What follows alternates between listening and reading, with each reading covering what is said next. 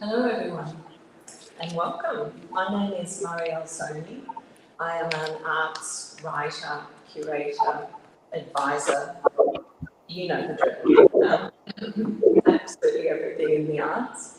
So I've been in the arts for 30 years or so. I've been very honoured to be invited to moderate this panel talk.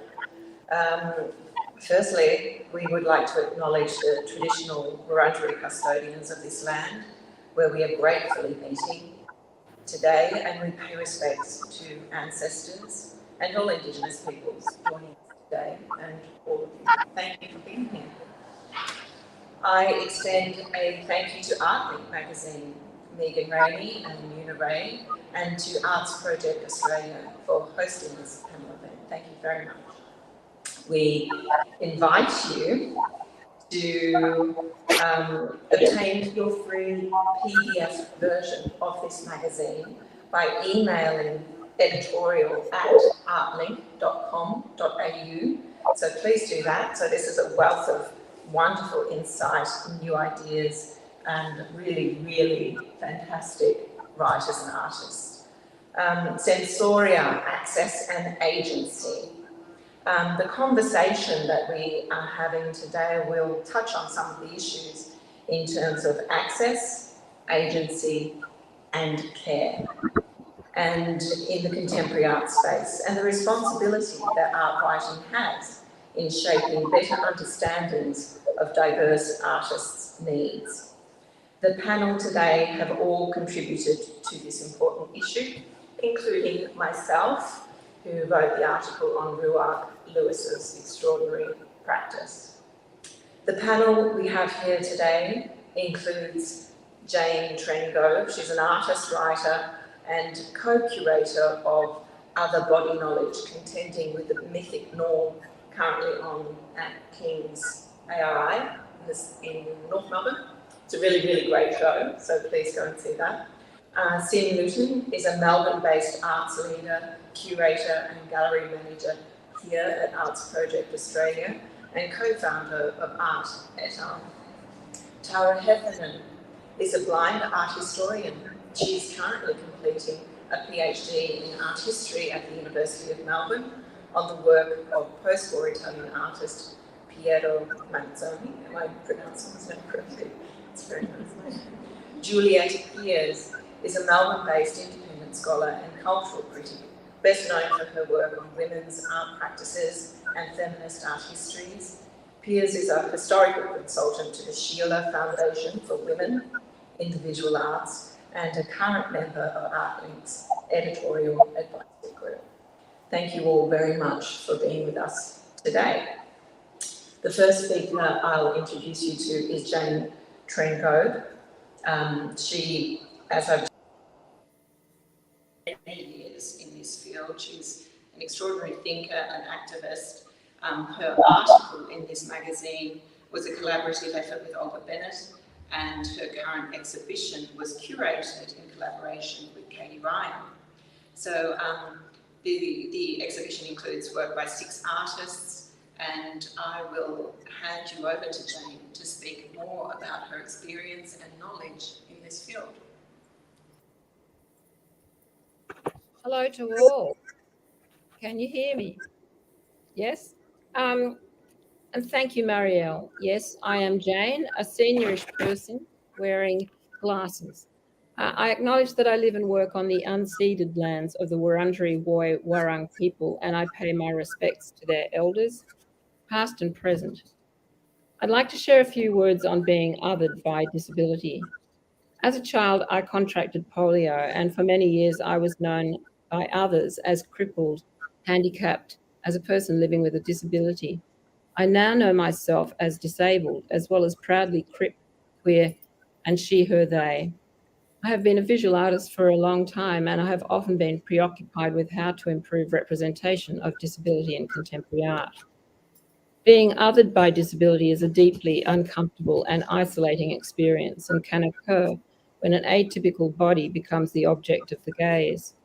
As activist Petra Kappas says, one exists both hypervisibly and instantly categorized. One is seen but not known. It is this occurrence that has been the site, that's SITE, of othering for me, resulting in negative and positive forms of embodied learning.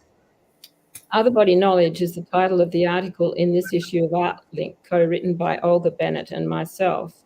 It is also the title of a public program and exhibition I have co-curated with Katie Ryan from King's Artist Run Initiative, in which we delivered over the last few months, with the exhibition running currently.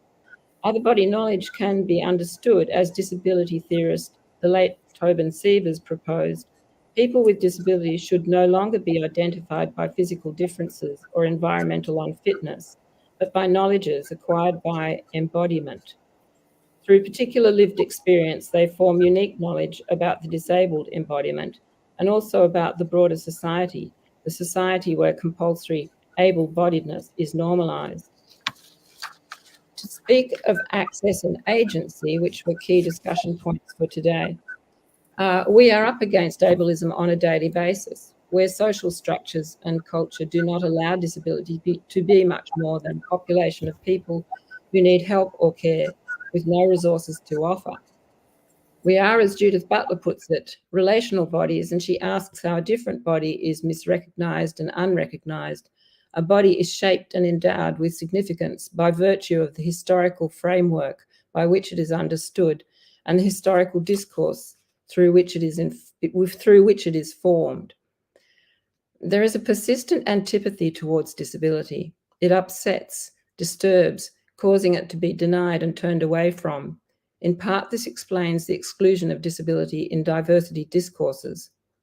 However, things change, and it is significant to be in a position to open up and shine some light here on the dark place of before. Cracking open the hostility has taken time, with public policy shifts, civic responsibilities, and the intention of inclusivity. Many of us are relieved to be addressing the oppressive problems of ableism with disability pride, disability justice, where we celebrate disability as a valued form of living, where we no longer apologise for ourselves or our needs. Emerging from the disability pride movement comes a CRIP identity, where we rebadge ourselves under the reclaimed name of CRIP, short for cripple. Alice Wong, producer of the Disability Visibility Project podcast, writes, in direct opposition to the forces that tell us that our bodies are not enough, to crip something is to imbue it with disability culture. Although not everyone is keen on the term crip, and it is not expected that disability identity is a uniform position, disability justice and crip address common problems affecting our identities in intersectional collaborations and ask for an equal life. With recent positive developments in the contemporary art field, just how much of this interest really focuses on the true lived experience informed by disability varies greatly. Fayen Devi's relational collaborative approach of perceptive embodiment and in a different way, Sam Peterson's rebellious poetic performances and spatial interventions show how this operates at its strongest. And it was this that we hope to do with our exhibition, Other Body Knowledge, including curated works directly or indirectly informed by disability as a trigger for visual concepts. Just a few words on care, which was another key word for us to discuss today. The ethics of care have much appeal as a challenge to late capitalism in current political environments. However, when taking into account theorist Joan Tronto's 4 key elements of care, attentiveness, responsibility, competence, and responsiveness, it seems one perspective has been overlooked in the plethora of care theory debates. What about the proposition of another element, that of receiving care? What kind of dynamics come into play? There are uneven exchanges in the habitual tedium of disability and illness and the experience of being in care or under care in an industrialised and underpaid system, a situation which limits the receiver of care into a position of reliance and precarity, where little care is evident, may reveal no care. Just to conclude, careful consideration is required to allow other bodies to reveal their knowledge, to have this understood, shared and valued. The entirety of disabled experience can inform in arts organisational practices at the level of ideas, concepts and representations. Access to space, flexible time and appropriate resources as well as respect and true care, will support this. The title of this issue 42, number 2 of Artlink, was the subject of much debate during weekly editorial Zoom meetings, which included us contributing writers' views and opinions. It took on huge importance as the positioning of disability content required care, consideration, and the engagement of those represented on the page. Finally, it was decided that SENSORIA, Access and Agency, best conveyed the diverse discourse of art and disability in the current field. As Faye Ann Devi says, there are different sensory entry points in which to have creative conversations. The variation of sensory perspective brings with it a whole new array of possibilities and can be explorative, generative, and enriching in visual art and culture more broadly. Here are a few thank yous. First to my co-writer, Olga Bennett, who was wonderful to work with and who guided me so well in the writing process. And many thanks go to the Artlink team, particularly Una Ray, who steered us through to the deadlines with generosity, an open mind, and a receptive approach. I wish to express thanks for the opportunity to contribute to the forum of ideas in this issue and for the invitation to participate in its launch today. And thanks to everyone for sharing your time today, as it is, after all, a big day for football here in Melbourne. Go the Cats. Thank you. Thank you. Thanks so much, Jane. Jane introduced me to the term crypt politics and the fantastic online lecture by Dr. Andreas Musby through the Delaware Valley University. And I'm forever grateful for those insights. And one thing that really stuck with me with Jane was the body knowledge, this instinctive, understood experience, and that notion that people with disabilities of all sorts have so much to teach, and there are many lessons to be found for all people in that inherent body knowledge. I would like to hand over the mic to Sim Luttin. Sim is the manager here at Arts Project Australia, and her article, Raising the Bar Through Collaborative Partnerships, introduces us to collective participations and discussions around the outcomes and issues related to that. Thank you, Sim. Thank you so much to Jane for starting the conversation. So in 2020, as the pandemic spread across the globe, Arts Project partnered with UK-based Lisa Slimitsky of Slimitsky Projects and Jennifer Gilbert of Jennifer Lauren Gallery to form Artlink.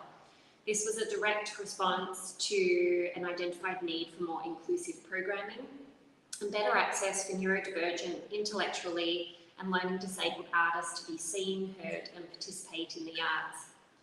The international initiative is shaped by Australian and UK advisory groups of artists who self-identify as neurodivergent, intellectually or learning disabled, and they provide essential feedback for the intercultural growth of the collective so that it remains inclusive as a curated art platform. So central to our work is commissioning and presenting collaborations between artists from supported studios, their artist peers, and arts professionals, wherever they live. So one of our drivers is to present a best practice model for arts, access, and for inclusion. So other institutions, galleries, and studios worldwide are realising these kinds of expansive art models, and they're striving to support a broad spectrum of practices, people, and perspectives. These initiatives signal a change in long-held contemporary arts conventions, moving toward models that embrace creatives traditionally marginalised and siloed. However, the transformation needed is found in prolonged and often exhausted discourse still, such as margin versus centre, outside versus inside, which particularly pertains within the intellectual disability art space. And unfortunately, these debates continue to reinforce outdated barriers to participation. And let's face it, deconstructing art hierarchies and labels to create more open, inclusive contemporary art landscapes is long overdue and is a prerequisite for us moving forward if we are to claim any semblance of equity in the arts. So parity in the arts, as anywhere, is about removing labels and barriers that impact a person's well-being or limit their access to opportunities afforded their non-disabled peers. So to achieve this goal, I really feel very strongly about this, that we need really strong and empathetic cultural leadership. Arts Project is well known now for supporting artists with intellectual disabilities. We promote their work and their profile, advocate for their inclusion in the contemporary art world, and we also support them in the studio and through our gallery services. And we have recently, since COVID, expanded our support to include satellite arts programming, which has a much wider reach for artists that can't physically attend our studio. By extension, Editorial is an inclusive curated international art platform, and we commission and present collaborations between artists from supported studios, arts peers and arts professionals. So our main goal is to elevate diverse voices and creative practices. As we all know, well, as we might not all know, actually, Creative State 2025, the Victorian government's 4-year creative industry strategy promises to deliver on Victoria's reputation as a global cultural destination and bold creative leader. So it identified 25 actions across 5 strategic priorities, including equitable access in the creative industries with economic prosperity and social wellbeing as key drivers. Yet for aspiring artists, the arts aren't an equal playing field. We know this all too well at Arts Project and everyone sitting on the panel. There are creatives in our community who require more help than their peers to overcome access barriers and navigate complex arts landscapes. So supported studios like Arts Project Australia and Editorial are 2 best practice models of doing this within, with people with intellectual disability. However, adopting these fully inclusive methodologies come at a cost, requires additional resourcing to provide artists with various access and communication support, safe cultural environments and respecting individual needs. Without adequate investment, what is advantageously put to paper by government will never be fully realised. So this is despite the best intentions and efforts of progressive arts organisations and individuals, as well as innovative cultural collaborations and partnerships. So recently Arts Project collaborated with ACCA, the Centre for Contemporary Art, Who's Afraid of Public Space. It was a great opportunity for our artists to engage with wider contemporary art cohort. The 2021 project explored the role of public culture, the contested nature of public space, the character and composition of public life, and contemporary art's relation to broader social, cultural, and political contexts. So they collaborated with other community-based organisations and social enterprises like Arts Project, Black Dot, Bus Projects, who sadly closed recently, and Footscray Community Arts Centre, amongst others. And they, this was with the goal to work with artists within supportive arts organisations, a diverse group of artists. So within this program, a fabulous project emerged for Arts Project that we co-curated with Michaela Stafford, called To the Street, which generated a series of collaborative projects between artists with a disability and without a disability. And we were really looking at asking artists to consider ideas of connectivity, visibility and access as cornerstones of activating inclusive public spaces. And a work emerged that was quite exceptionally delved into this. It was between Natalie Jurjens, who was a artist within the Collingwood Yards Art Precinct, and Eden Mentor of Arts Project Australia. And they created a photographic work, Ways of Seeing, which explored how public spaces can feel intimidating and frightening and unsafe for people with a disability. It was a very emotionally charged project as the artists were discussing what diversity meant, what their place was here in the yards and in Collingwood in terms of placing themselves as white women on unceded land. There were a lot of really important conversations came about as part of that project, which, you know, artists from Arts Project haven't typically been part of the conversation for. Eden, who identifies as an artist with an invisible disability, said that everyone should be and feel included no matter who they are. And Natalie reflected that she'd learned a lot through working on this project. It had taught her to be patient, to listen and think more about the experience and perspective of others. Our curatorial project, Editorial, sees digital opportunities to break down barriers. We place neurodivergent, intellectually and learning disabled artists front and centre across the UK and Australia, and now branching into Indonesia and Europe, specifically Switzerland. And we're trying to connect those artists and give them opportunities to work on projects with significant other curators, artists, to link them in with other supported studios to build that network. All of the projects and also writers that we work with are commissioned, paying NAVA rates, and we apply voraciously to funding institutions to fund the next projects that come up. So in the past 18 months, we've worked with over 30 arts professionals, artists, writers, curators, directors, and collecting institutions, including Cranford Collection in the UK, Monash University of Art in Melbourne, and of course Artlink, as well as studios including Studio A in Sydney, Art Gusto in Geelong, Action Space and Submit to Love in London.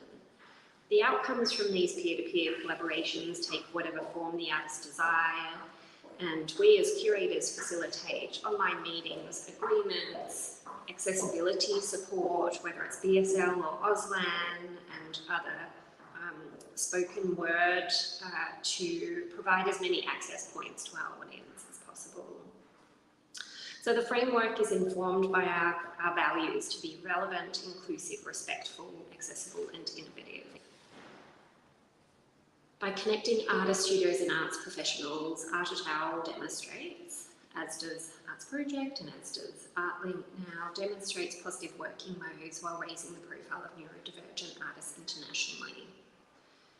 As UK artist and writer on autism and arts Sonia Bui articulated, when working collectively across neurological types, we can open a dialogue and challenge hidden assumptions.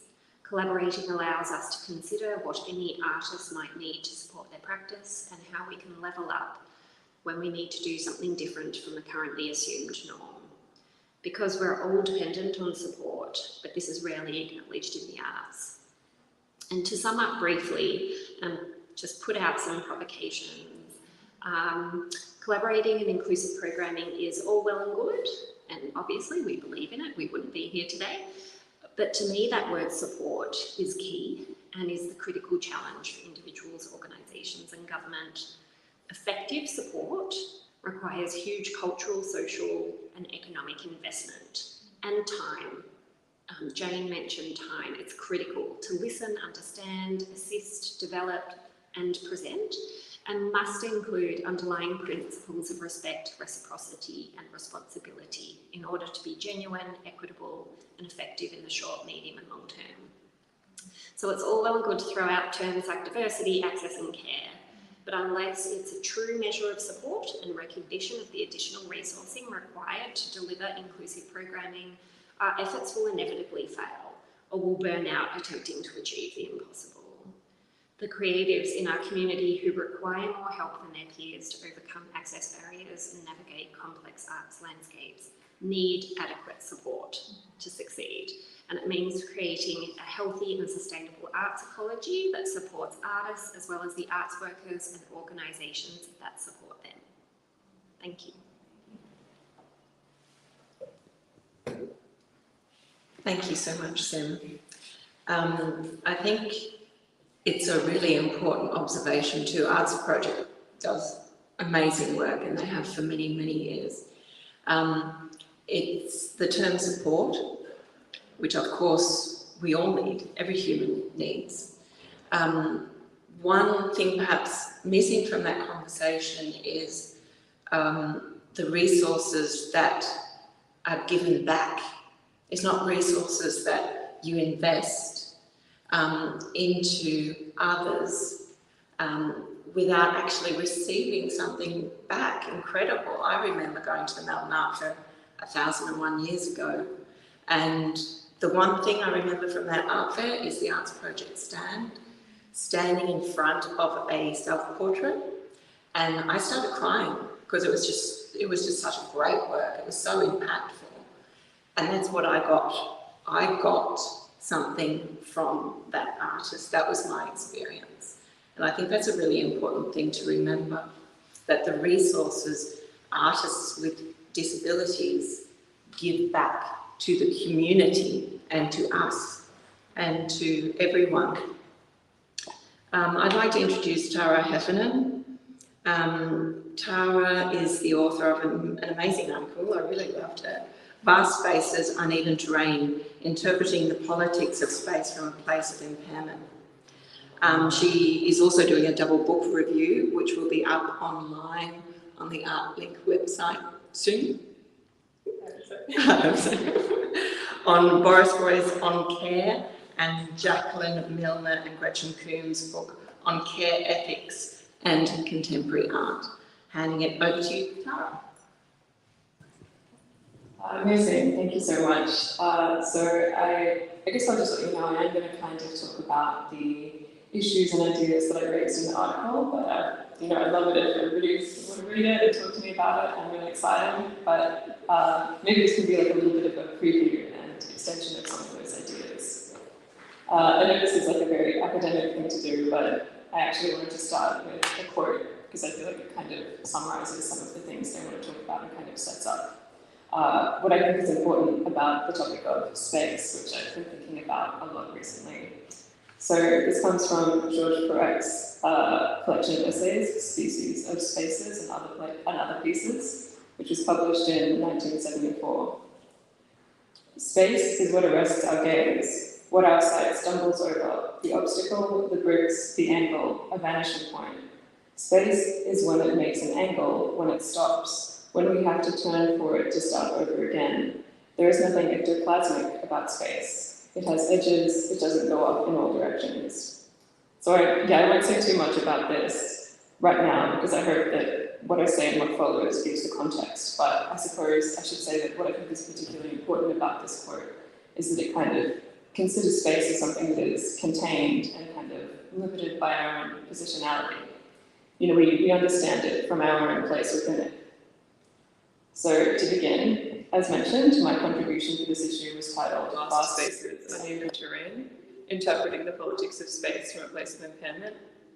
So for a while I've been really interested in this idea of the politics of space, sort of as a theory or a framing device. And this kind of idea of the politics of space, or spatial politics as it's often called, has been quite popular in art, probably in the last decade, but it was particularly kind of exaggerated, I think, due to the COVID-19 situation. In the last year alone, there's actually 3 exhibitions that were dedicated to this. Round the Batter Inside at Griffith University Art Museum in Brisbane, as was already mentioned, Who's Afraid of Public Space at ACCA, and Conversations on Shadow Art Architecture at Metro Arts in Brisbane. But despite a great collaboration, none of these exhibitions really centered disability, which I think is something that's kind of shocking, because I think disability says a lot about space, and there are lots of things that we can kind of consider in this relationship. And I mean, it's also, in general, an incredibly hubristic claim to say that an art gallery can tackle such a big idea of what space is and what it means to exist in space, and the kinds of tricky territories that kind of brings up, about land rights and parallel histories. And of course, the self-referential nature of that, of the art space tackling space, is often incredibly stifling and embarrassing. And I think when we're kind of thinking about these sorts of topics that have, theory of or isms behind them, often they're kind of things that are rebrands of issues that have been present in art or present in theory for a long time. So, if we look at this with regard to history, I think the theme of space is something that's been incredibly present in art discourse since the post-war period, with movements, like conceptualism, minimalism, institutional critique, which all drew attention to the spaces that art inhabits, and the spectator's relationship with the art group, with the art object, and kind of the politics that surround these dynamics. It's exactly what Michael Fried was talking about in Art and Object, that was published in 1967. What's fascinating, and I think what's often ignored, is that it's completely interwoven with neoliberalism and cultural changes following the 1960s. We have the Vietnam War, May '68 protests, the fall of the Berlin Wall, and most pertinent, the rise of the New Left. So the art world at this time, parallel to this, was kind of accepting de-skilling, celebrity, and this sort of aversion between the boundaries of art and other disciplines such as fashion, design, craft, under the banner of visual cultures, which, I think we can kind of accept as a neoliberal initiative which homogenizes art spaces. The point I suppose I want to emphasize is that the way that space is discussed is often, in these contexts, incredibly theoretical and incredibly abstract, and I would say deeply ideological. It's not grounded in concrete reality. So, in vast spaces, uneven terrain, I emphasize that when we discuss space today, we're often referring to gestures of listening. We talk about giving space to particular groups or individuals, or we question who is providing space or who is taking up space, manspreading, etc. Writers such as William Davies, Angela Nagle, and Daniel Gonzalez have criticized this discourse, respectively, noting that we live in a feelings-based economy where discussions of respect and acknowledgement are highly prized. But for the most part, this operates entirely as a metaphor for consuming differently, for redistributing our attention differently. By reading books by women, or by consuming films or television shows which are concerned with representation or telling marginal stories.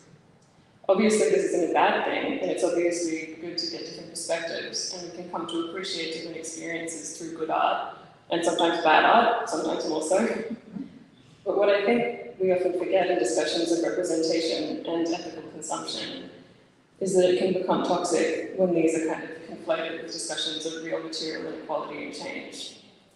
They're not the same thing, and oftentimes the former can eclipse the latter. When discussions of space are figurative only, they focus on the side of the mind through changing the way that people think and the distribution of space in entertainment and culture. But real space, how it is used, and who has access to it, is often overlooked.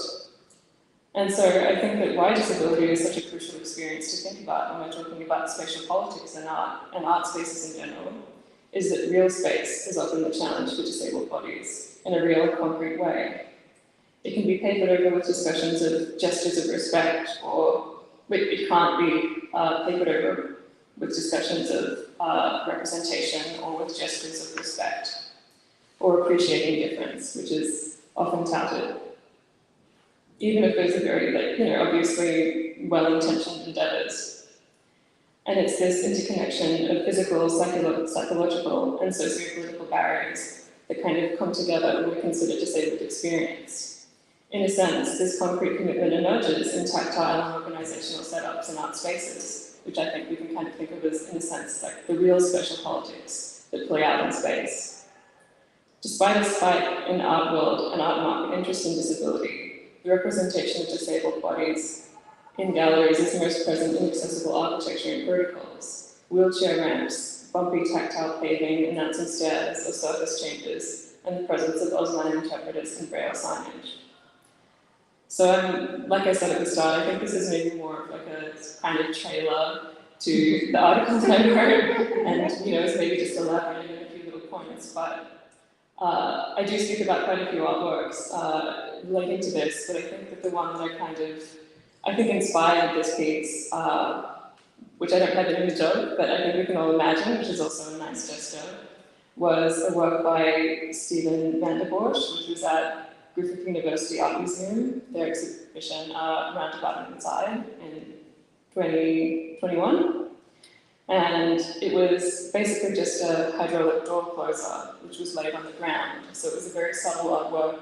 It was, kind of ugly in its utility. But I think what was really interesting about this work was that, it was in a sense a kind of, maybe a small monument or a kind of anti-art, anti-functional monument to technologies of access and these kinds of small interventions in spaces which can make a huge difference to the way that we move through them or the way that they can welcome us or deny us access. So, thank you. Thank you, Clara. And it's very apt that you're sitting below the poster. You can do absolutely anything with imagination. So we can imagine the artwork in the University Museum.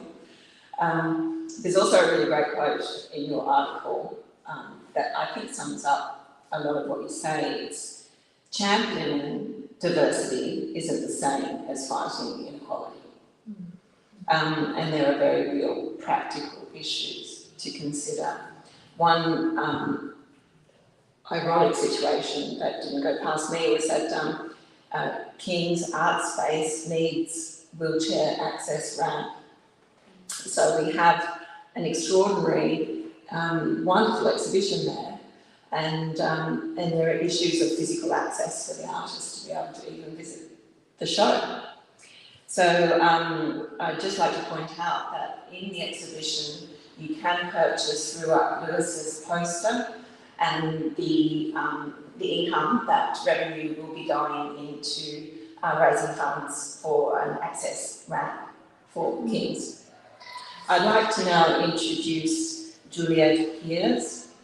Her research and writing on the Artlink archive project inside the Outsider issue from 92, 93 is now online. The full article is online. We only have an excerpt in the physical magazine. So please visit the Artlink magazine website to read the full in-depth article. She's an extraordinarily talented researcher and writer and does wonderful things with language. So please, Juliette, enlighten us.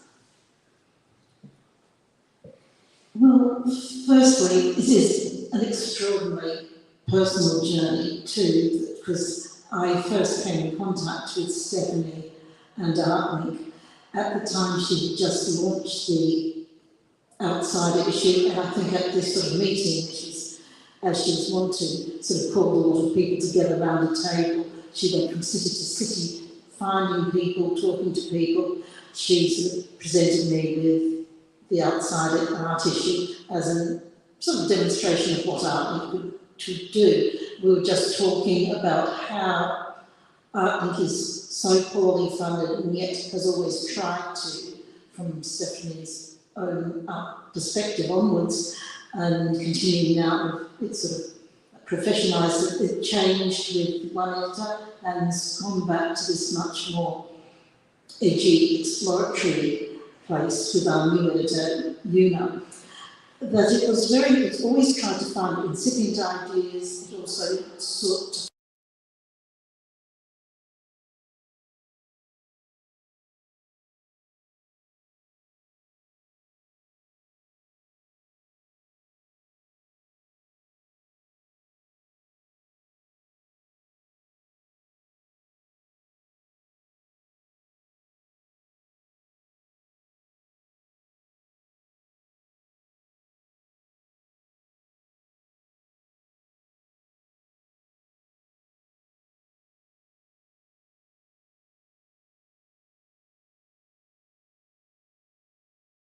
cognizance of racial differences.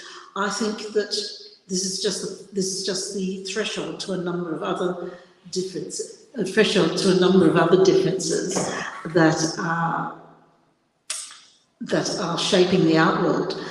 I'll say a few things about my experience and the whole process of putting the magazine together, and particularly it was a very emotional, very personal feeling, and some of the discussions we had over Zoom and by email I kept saying, yes, yes, yes. It was almost like I was reading someone who was saying things that I'd already thought, that I thought were just within my own personal bubble. And yet it was sort of shared by a number of us. And the process for working out the title was fascinating. And I think I'm so pleased with the title. It demedicalised, it de-diagnosed or clinicised the whole discussion of art and all forms of disability. It took away from the problem and pushed and turned us back to the art, to the experience, to the creations, and it revalidated the whole area as not a problem, not a health issue, not a service, but a legitimate creative space. So I think it's a really wonderful title, and it really, it's also evocative and poetic, and it really makes people want to explore what this is. My role was to explore the past and explore how Artlink did the same issue over a period of years. They had actually got funding, I think one of the elusive COVID grants, to actually explore and remine the Artlink archive. Sorry. Am I back? Yes. Sorry. Well, there we are, sort of playing the incompetence that the art world often sort of denies or often seeks to paper over. I'm sorry about this, but here we are. And of course, as Margaret Mannion said, never apologise, never explain. But I feel I had great responsibility to actually explore this history and to actually bring it to the public and bring it to notice, because what I found was fascinating. The more you looked, the more unstable this history was. And in some ways, the great survivor and the sort of backbone of this area is Arts Project Australia, which has continued from its very early years when Mara Hilgendorf and Erica McGilchrist curated a touring exhibition in the regional galleries that went round to a number of regional venues, around about, I think, 1975, 74, extraordinarily early for this type of focus upon art. And at the time when the regional galleries were well funded by Rupert Hamer, who was Liberal Premier and the Minister of Arts, and I think he's possibly, I think there might be only one other Premier of any colour of politics who was also Minister for the Arts, and there was a lot of funding went towards curating, to public galleries, to upgrading cataloguing, to establishing curatorial courses, all under his watch. And it was at that time that with this expanding regional gallery network that Erica and Mara curated a show of the Arts Projects Australia artists that went round the state. So Arts Project Australia has always collaborated with the mainstream, has always brought artists into major exhibitions, major festivals of contemporary art, and has also had a remarkable track record of public support and, should we say,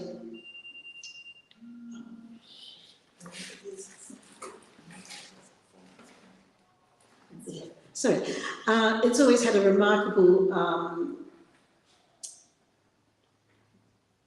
what do you say, it's, charitable, so, a remarkable support from admirers, supporters, from people seeking to, pro bono, people seeking to make the art world better. So it's a privilege here to be speaking in this space. What should I say? Also, yes, the stories that I uncovered, I think the stories I uncovered were fascinating. Unlike, say, the trajectory of both feminist art and Indigenous art, which has been a slow but gradual expansion and upgrade, it's been the place of art and disability, art and other practices has been very volatile. Naive art, which was and sort of vernacular art, which was very much and modern folk art, which was very much admired in the early 90s, has disappeared. We have whole institutions disappearing, particularly the Stoic Archive Public Gallery, which also collaborated with both institutional supporters of outsider and different and alternative creativities, because we were looking at a very much a portmanteau effect, which in 1992, 1993, and that gallery and the research cluster and the collection and the refereed International Academic Journal around outsider art, that all disappeared in the very tumultuous wranglings over the move of the Sydney College of the Arts to a new venue, and the students sit in the threat of closing and consolidating a number of different arts tertiary courses in Sydney, and the sort of reduction of arts education opportunities in Sydney, and the resignation of high-profile staff members. That was captured public attention, but the disappearance of STOA, the collection, the gallery space, and the research and curatorial support was never spoken about. And in fact, in researching this issue, I actually found an old Facebook page in which someone said, good, we can get rid of that outsider art because no one's really interested in it.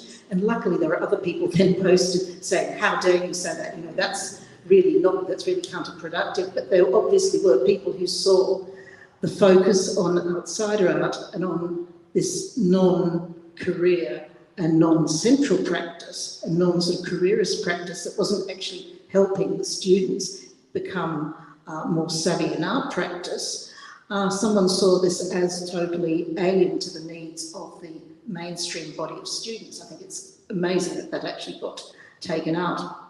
But it is a very interesting story, and it's also, I was also very fascinated in trying to research the stories of artists who have operated under various issues and problems. And I think we could say that back even in the colonialist era, we had a neurodiverse artist in the amazing Samuel Elyard, who proclaimed himself not only the Messiah of the Jews and got the first rabbi in Sydney removed from his office because he also endorsed Samuel's claim to be the new Messiah. He also decided to move from religion to politics and proclaimed himself the Emperor of Australia. And we might have to, yeah.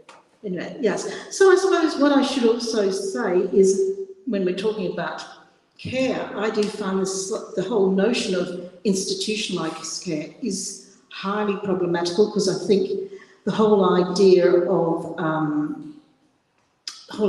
academics and research bodies instituting care already sets up a hierarchy, and it almost commodifies people's needs and people's experiences to make a sort of hook upon which to hang funding, salaries, development of resources, and development of academic amenity.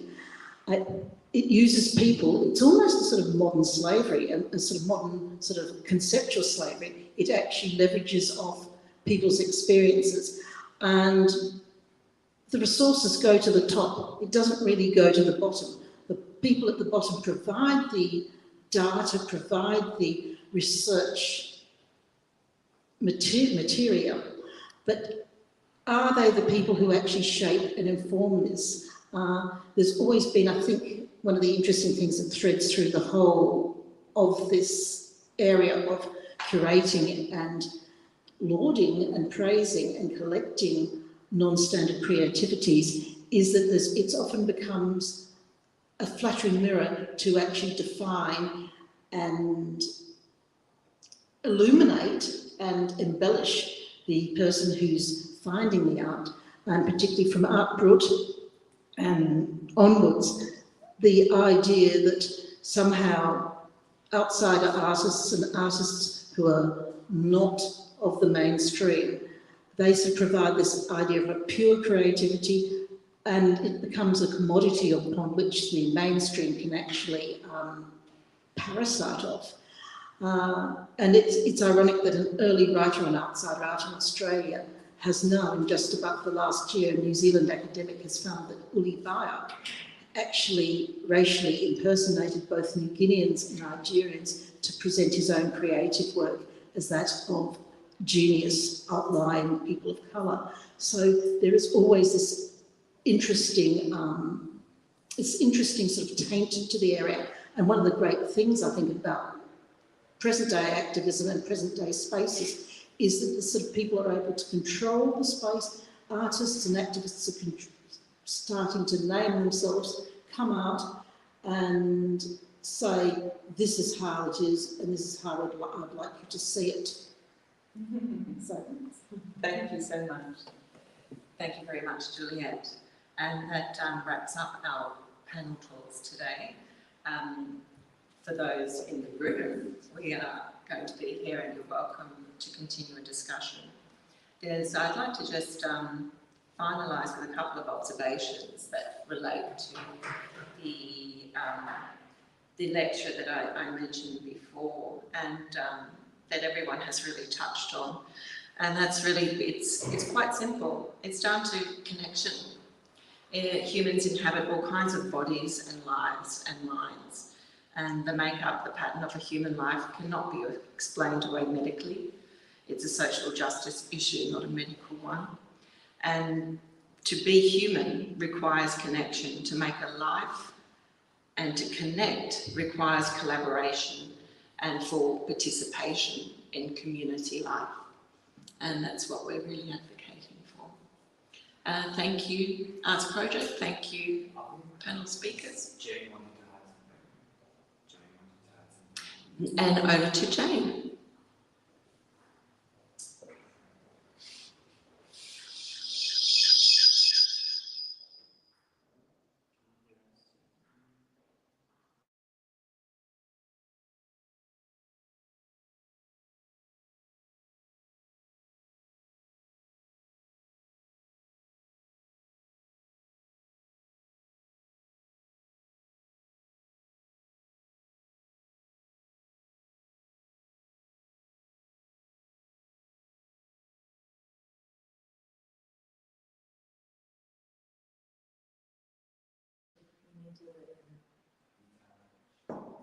Oh, sorry, Jane, you're muted. Can you unmute? Oh, sorry, did you not hear me? So sorry. Yeah, I just wanted to say that King's is an accessible space, and King's gallery coordinator, Katie Ryan, worked very hard to find a wheelchair accessible space for King's Artist Run, and I don't think we would have held an exhibition like Other Body Knowledge in a non-accessible gallery space. We're just trying to raise money at the moment, or the gallery is, for an accessible loo, which is not there. Okay. Anyway, and thank you, everyone. It was very interesting. Okay, thank you, Jane. So that's my... That's okay. Money raised will go to accessible bathroom access. Yeah. Thank you. Yeah.